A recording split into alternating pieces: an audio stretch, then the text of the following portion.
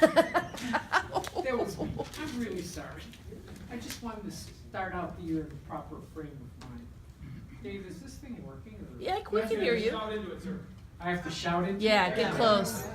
Get intimate I went with to it. United States Army Officer Candidate School. I don't have to use a microphone to shout. Anyway, Cicely Flemming is a dedicated community activist and founder of OPAL, the Organization for Positive Action and Leadership, a group committed to promoting equity in government in her hometown of Evanston, Illinois. Cicely also serves her community as PTA president, a member of Evanston's Mental Health Board, and volunteers with various social service agencies, and is a founding member of the Midwest Network for Governing for Racial Equity. Currently a full-time graduate student pursuing her master's degree in public administration at DePaul University. Cicely is interested in policy development, analysis, particularly around community development, African American voter engagement and mobilization, and racial equity in government policy. Cicely lives in Evanston with her husband and 3 children. I've thought long and hard about this, and I'm going to take a gamble here. I don't want to politicize anything, but Cicely is running for alderman of the 9th Ward in Evanston. So, there you go. Welcome.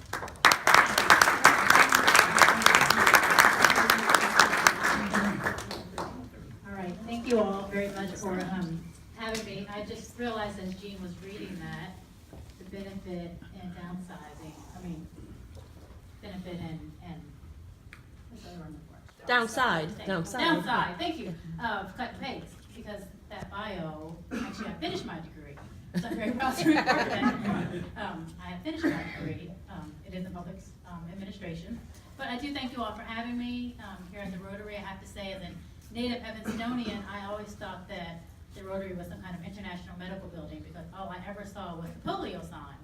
And so as I have gotten older and met people who told me they're Rotarians, I was a little confused because they weren't doctors, and so I've learned now what you all do, and I do appreciate being here.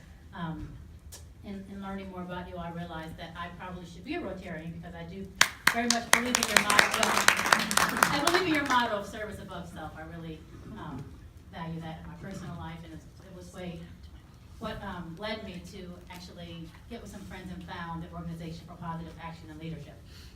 So before I tell you a little bit about that, I'll tell you about me, because I do understand, being a 5th generation Evanstonian, that we're very relational people. So I am an ETHS alum, if that counts for anybody in here. I know sometimes I go places and people do ask you that. Both of my grandparents actually went to ETHS, and so I learned the fight song probably in about 3rd grade when I would go to football games with my grandmother. So that's kind of my history here in Evanston. I do have 3 kids, as she mentioned. I spent about 10 years away as an adult raising my kids in warm climates, but decided to come back 3 years ago because I do love Evanston. I do love my extended family that's here, and I wanted my children to just have an Evanston upbringing before they went away to college. So being here is great, because I get to talk about OPAL, but it is also great to be in the home club of Rotary. I understand that that's a point of pride for you all, so it's great to see such a large group of people committed to the service and motto of Rotary organization, which I did say is close to my heart now that I know what you all do. But growing up here in Evanston, I grew up in a large family, but fairly poor. I didn't necessarily know that I was poor, because I didn't have a large family, so days when my mother could not necessarily afford to put food on the table for me, I always had several relatives' house I could go to for dinner. But it shaped who I was, right? So I grew up in a poor family, but one that was also politically involved. So about 3 generations of my family have served in some kind of elected office. So very frequently, I would miss school to hand Jan Schakowsky flyers out. We didn't live in Chicago, but I would go to Howard Street train with my mother to hand out her Washington campaign buttons. We frequented different rallies and protests and things. And so it was a little bit odd, because I realized my classmates weren't doing it, but it was very much what my family commanded of us. It was our way of serving our community and trying to give voice to issues in which they thought were important, a lot of which had to do with the African American experience, or the experience of a poor family. So as I've now become an adult and live a very middle class life here in Evanston, and as I said, as I moved back and started to kind of think about where I wanted to live and the type of life I wanted my kids to have, I was in a little bit of a shock, probably my first year back, because I realized this idea that I had of Evanston, because I got the review in the 2 states I lived when I wasn't here, and I kept up on different news topics of Evanston. The progressive and liberal and inclusive and diverse Evanston that I read about and that I remembered somewhat was not necessarily what I was seeing when I started, for instance, looking at schools. My mother was a product of integration, so she left foster school and integrated Haven School, and even now at 60-something years old, if you start her talking about it, she will frequently cry because it was a traumatic experience for her. And so for that, my sister and I went to King Lab because she did not want us part of the bus integration that we have here in Evanston. And so I had the reference that I wanted my children to go to a neighborhood school. So we could not live in the 5th ward where my family lives because we still operate under that bus integration model. So I started looking at test scores to figure out where to put my kids in school. I wanted them to have a great education. And I think it was quite shocking. I love data, so I have these boards because I realized people can believe you more when you have facts versus just your feelings. It was shocking to realize that this is 2014, that less than half of our African American students are at grade level for reading, where 90% of our white students are.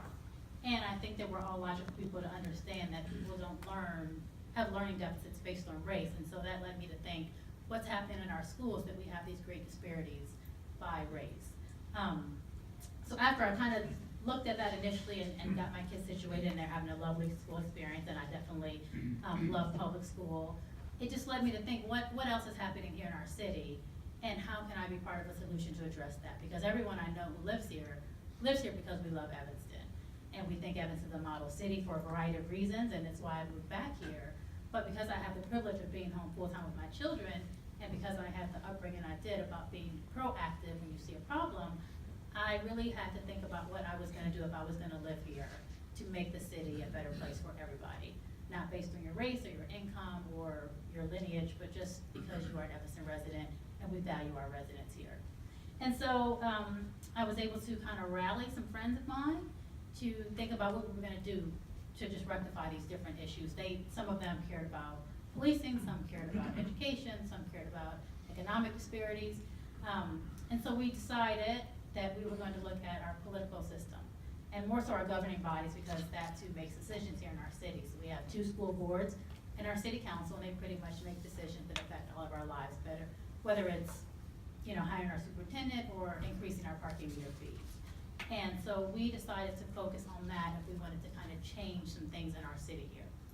And understanding that they're all pretty much volunteers, elected officials, we wanted to do it in a proactive way. So we wanted to form an organization and do a lot of community engagement and community education, because we have to understand that, as we saw in our national political scene recently, if you have a group of voters who aren't necessarily educated on the facts of how decisions are made and resources are allocated and things like that, then you can really go with these false narratives and get people excited and get them voting a certain way that maybe is not in the long run going to help their lives, but it was based on something that just kind of sounded good. And so we really set out on this mission, particularly in the African American community, where the disparity is largest but the voting numbers are lowest, to really engage that community to help them understand the importance of not only voting, but understanding the role in which, like, your alderman plays. How does that impact your life? And again, growing up in a political family, I had some knowledge of that, but was really surprised when we started talking, or I was surprised when I started talking to people, how many people here in Evanston, where we do have great schools, didn't know who their alderman was, let alone what the alderman did and why they should vote for alderman. Or they would say, well, I voted for the president and that's good enough. Not understanding that when our president makes a decision, it takes several years before it impacts our life, and a lot of times is very different than what they set it up to be. Whereas our city council can make a decision on Monday and it can affect our life in 2 weeks. And so I was a little bit shocked, but also even more encouraged to start this mission to really educate our voters, to really educate our citizens on the importance of not only like knowing these numbers, but knowing how we get to these numbers. And so I just brought 3 examples here. So we start with our test scores, which are elementary, and then you look to the next score, which is our suspension rate at ETHS, which we can all see is very high for the African American population at the school. And then the last score is our police activity, and so that breaks down the percentage of the actual number and the percentage of arrests by race, and juvenile, I think I have adult, I can't see it from here, so I can't remember, and then contact cards. And that information, I think, is very good for us to know, not because we wanna bash or make anyone feel bad, but because we have to know where we are to know how we're gonna improve. If I just say to you, as an African-American woman, I've had whatever life experience, that's not as valid as me saying, this is what our schools are producing in terms of learning by race.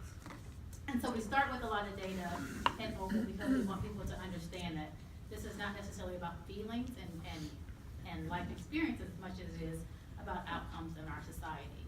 And we know, I mean, national research shows us that it's numbers like these that produce what people now call our school to prison pipeline. And we have a large amount of individuals who are undereducated. We know that it's going to be harder for them to succeed and get a job in which they can afford to live in their community.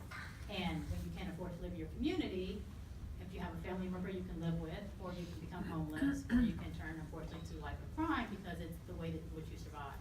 And so I think in Evanston, we have all the resources, we have all the desire, we have great capital to rectify these issues, but we really felt like it was important to at least highlight the issues to start there. A little bit of it is just shock value, but to get people's attention that this is what we are producing here in Evanston, and so how can we all work together to rectify that? So working with our elected officials kind of means a lot of things, right? So it means educating our public so they understand what the elected officials do, so that then they can start watching their elected officials to see if they're making decisions in which we agree with and hold them accountable. It means to work with our elected officials to ask them, you know, well, what are we gonna do about our test scores? What's the plan for those students who are reading under grade level? What's the plan for our 230 students who are reportedly going to be graduating 8th grade without being able to read at 8th grade this June and then go to our high school? What is our plan as a city for these students and these, you know, now adults, some of them, who just aren't doing well? Because we all know if you walk downtown Evanston, you've seen an increase in our homeless population. I happen to volunteer with the homeless, and I know that when I'm there, I see more and more young men, particularly who are younger than I am, I'm 41, who are graduates of ETHS, who are now homeless. And so that is probably not okay with some of you all, but it's not okay with me either. But I also have to think about the institutions in which we have in our city that is producing some of this. Now, I'm not going to negate personal responsibility, and people make choices and have issues in which cause them to be homeless or incarcerated or these different things. But some of these things are also within our control and just the decisions that we make. And so why we focus on racial equity is because, for example, these numbers all show us that the disparities that are negative are heavily weighed on the African-American community. And that's the same nationally. That's why you see things like Black Lives Matter or what have you, because these things are a national trend. But again, in Evanston, which I love, I think that we can rectify a lot of this. I know that a lot of people live here because of the diversity we have, but I think we have to also think about the inclusiveness and how people are experiencing our city. It's great that we have the diversity, but if people aren't thriving in that diversity, then I think we have to just kind of look at that and figure out what we need to do to change some of that. And so racial equity in government is this idea that governing bodies make these decisions. And if we have disparities by race, then when we make decisions, we need to think about them by race. So I'll give you an example. If we look at ETHS, a few years ago they did a restructuring, and so they do a lot of implicit bias training with their teachers. I have the fortune of having 3 children. One is a boy, 2 are girls. I am obviously a girl, and it's very hard for me to parent my son because I'm not a boy. And so things that he does, I'm just like, why is he doing that? That makes no sense. Why is he walking into a wall? Or why is he banging on the drums? Or, you know, other things that boys apparently do. I've learned as he's 13, I've learned that boys just do things that girls don't. But it took me a long time to realize this. I mean, I had a pediatrician when he was about 3, and I went in with all this paperwork because I like to research, and told him that my son needed medication because he had ADHD. And he also could not see. And so my pediatrician was very kind and, you know, said, I don't think it's it, but go see an ophthalmologist. I did. Actually turned out that his twin sister needed glasses. And I was confused because I said, well, he's walking into walls and doing these just things, tripping. And he said, he's just not paying attention. Well, I wasn't satisfied. So I went back to my pediatrician, and I'm now on ADHD. He needs medication. He's, you know, can't sit still, and this and that and the third. Now, mind you, he's 3. And I have gone to college. And my pediatrician said, you know, he's just a boy. And that's just what they do, and there's nothing wrong with them. And you know, and I then wanted to change to pediatrician because I thought he wasn't listening to me. I have learned that he's just a boy, but I had to learn that. And so I think, you know, for instance, going back to the ETHS point, some of our teachers just have to learn that boys are boys and girls are girls, and there's some differences there. And there's some differences by race. There's some differences by income. I mean, like I said, I grew up poor, so I went to school for before school breakfast. I had lunch after school, and then, you know, I went home and had a snack or whatever. But I had a lot of classmates who didn't go to before school breakfast. And it was just because they didn't need to, they ate at home. And so those small things I think we just have to be aware of because it affects the decisions that we make. And so if I'm penalizing, for instance, at ETHS, kids can be penalized because they're tardy to school. Now, I'm not saying kids should be tardy, but if we think about our school system, elementary school starts at 9:15, high school is I think at 8:15, and middle school is 8 o'clock or whatever. Well, I talked to a young man who had been suspended because of excessive tardiness. What he didn't explain, and what no one even asked him, was that he was late because his mother had to work, and so he had to take a younger sibling to school every day. That was his responsibility. And I'm not saying we need to change the structure of our school start times, but that's a conversation that we should be having instead of sending this child home who was sitting home for 3 days where he told me he didn't have lunch. And so there are things in which that if you don't have the perspective, you make a decision you think is best, but you make it from your perspective. And that's what I was doing with my son. I made a decision because I was a girl, and this is what girls did, and he had a twin sister who was modeling my behavior, so I thought he was wrong, and I had to learn that he was just different. And so the idea of racial equity in government, again, is this whole idea that you start where your disparities are. And because ours, like many other cities, start with race, then we have to start there. I think that we should start there. We should start thinking about these things and how much of them are controlled by, you know, just implicit bias that people have because we're different, and that's okay to be different. We just have to understand that we have a bias because we are different. How much of it is our policy, right? So this is where our government comes in. And so some of that decision making comes from our background or what we think is best. And if you are not a person of color, then you're limited in your decision making, just as I am limited in a decision I would make because I'm not a woman who's white. And so we need to think about those things, and if we make a decision, is that then going to hinder, like the student's experience was? This is then hindering him as opposed to, as a city of Evanston or as a school board at ETHS, how can we support him? How can we support these students who have the responsibility maybe of taking a younger sibling to school because their parent has to work so that they can pay their rent, so they can live in Evanston, so they can enjoy our quality schools. And so it's really a mindset, and it's a process, and I do applaud our city has started. I'd like to think it's because I was brilliant and I brought the idea to them, but it's probably not, but they have started talking about racial equity and how that is just really gonna impact our population here in Evanston, because we wanna keep our diversity and we wanna keep this being a city that is welcoming. We just passed the ordinance about welcoming cities, right? We wanna make this truly welcoming city. We just have to make some decisions a little differently. And that's okay, but we just have to be aware of where we are. So we start with data, where we are, and where we wanna go. If I wanna save $1 million, I have to know where I'm starting at and how many dollars I need to add to that. So it's very simple in that way, but it's hard, I think, sometimes for people to have the conversation, because when you start talking about race, and you start talking about these disparities, then it can get a little bit tricky if you don't come from it from a place of we want everyone in our city to do well. And this does not mean that we, as an organization or myself, don't want, obviously, children who are not of color to do well. I want them all to do well. But our numbers tell us, and this is particularly for our test scores, we have a lot of poor white children in Evanston too, and they do fine in our schools. And so we need to start where we're lacking.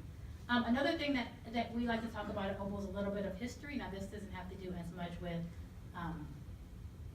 well, I guess it does, with racial equity in government. So these decisions are made.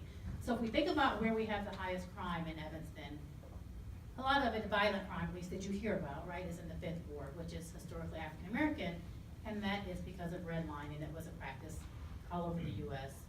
Kind of before civil rights, right? So a realtor and a bank would really direct African American or poor people to certain areas of town.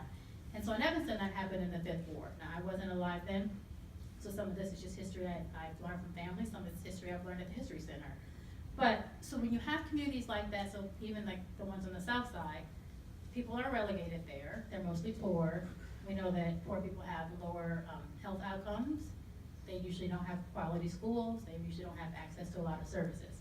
And so in the 5th Ward here in our small town, 8-mile long Evanston, was where mostly African American people live. And so it was a functioning community from what I would have learned and been told. So there was an Emerson Street YMCA that was there before our Ys were integrated, which closed in 1969 under the model of, we're gonna integrate, we're all gonna be together, which is great in theory, but if you don't have a conversation about why we were all separate, then just putting people together isn't always as organic and natural as we think it's gonna be. And then we had the community hospital, which again was a hospital for African American people because they weren't allowed at other hospitals. And then that closed in 1975. Again, so then we have a population of people who have been forced to be together, who are now welcome somewhere else without any kind of conversation. So you have probably hurt feelings in the African American community because they weren't welcome, and you might have people in the white community who are not necessarily welcome, even though the law has changed. Then you have Foster School, which again was a school where Family Focus is now, closed in 1979. And you have my mother, who was forced over to Haven School with this horrific experience that she had emotionally. And then you have the public library that was closed a lot later in 1981. So you have a community that's kind of forced to be self-sustaining, that has worked to be self-sustaining, that is now picked apart. These resources are closed, these institutions are closed. Everyone's gonna live together, again, a great idea, but if not, and Evanston's not the only city that's done this, but if not really thought through in an emotional way, then we end up now what we have now, which is the 5th Ward, which I hold very near and dear to my heart, raised me to be a great person, that's still kind of under-resourced. I mean, you can just drive down and look at the business community there versus the business community on Central Street. You can look at it being our only ward in Evanston that does not have a school still. And the research shows you that neighborhood schools are by far the best. You look at where we have the most violent crime. There's things that you can see now that are still happening in this community that are probably a result of decisions that our governing bodies made. Granted that they made them for what they thought was the right reason, they didn't necessarily have the best impact on the people that live there.